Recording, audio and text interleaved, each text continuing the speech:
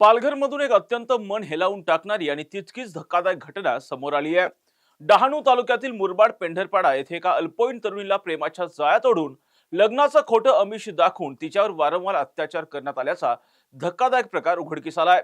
इतकंच नाही तर ही तरुणी गर्भवती राहिल्यानंतर तिचा जबरदस्तीने गर्भपात घडून आणला गेला आणि अखेर तिला व तिच्या संपूर्ण कुटुंबाला जीवे मारण्याची धमकी देऊन लग्नास स्पष्ट शब्दामध्ये नकार देण्यात आलाय। पाहूया ते संपूर्ण हादरवणारं प्रकरण नेमकं काय या व्हिडिओच्या माध्यमातून। नमस्कार, मी राजरत्न जोंधळे आणि तुम्ही पाहताय टॉप न्यूज मराठी।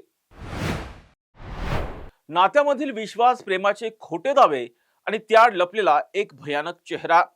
पालघरच्या डहाणू तालुक्यातील मुरबाड पेंढरपाडा येथील हे प्रकरण समाजाला सुन्न करणार आहे। 2021 मध्ये गावातच राहणाऱ्या 25 वर्षीय देवीदास सदू ठाकरे याने एका अल्पवयीन मुलीला प्रेमाची साथ घातली, प्रेमाची मागणी घातली। हळूहळू मुलीचा विश्वास संपादन केला आणि त्यानंतर 2023 मध्ये मुलगी अल्पवयीन आहे हे माहीत असतानाही आरोपी देवीदासनं तिला लग्नाचं आश्वासन दिलं आणि तिच्यावर वारंवार शारीरिक अत्याचार केले। विश्वासघाताची ही मालिका इथेच थांबली नाही। या संबंधातून पीडित तरुणी ही गर्भवती राहिली। जेव्हा ही बाब आरोपीच्या लक्षात आली तेव्हा त्याने तिची दिशाभूल करत आणि तिच्यावर दबाव आणून तिचा गर्भपात घडवून आणला।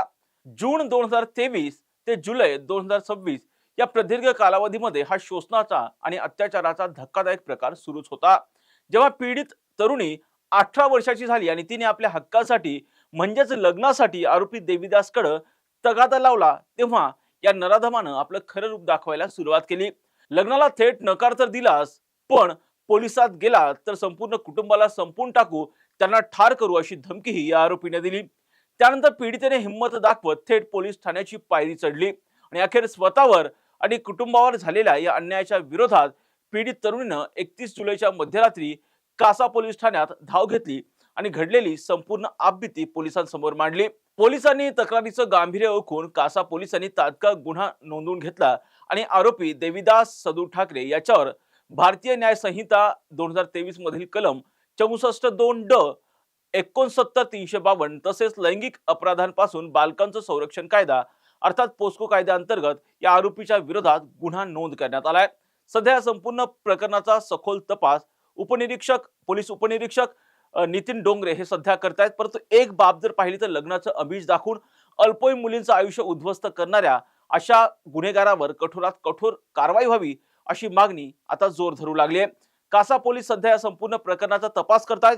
या आरोपीच्या मुसक्या पोलीस कधी आवतात हे पाहणं आता महत्त्वाचं असणार आहे। त्याचबरोबर या आरोपीच्या चौकशीमधून कोणती धक्कादायक माहिती उघडकीस येते हे पाहणंही आता महत्त्वाचं असणार आहे। या प्रत्येक घटनांचे अपडेट आम्ही टॉप न्यूज मराठीच्या माध्यमातून आपल्यापर्यंत पोहोचवणारच आहोत। यासाठी तुम्ही पाहत राहा टॉप न्यूज मराठी, आपला महाराष्ट्र, आपली बातमी।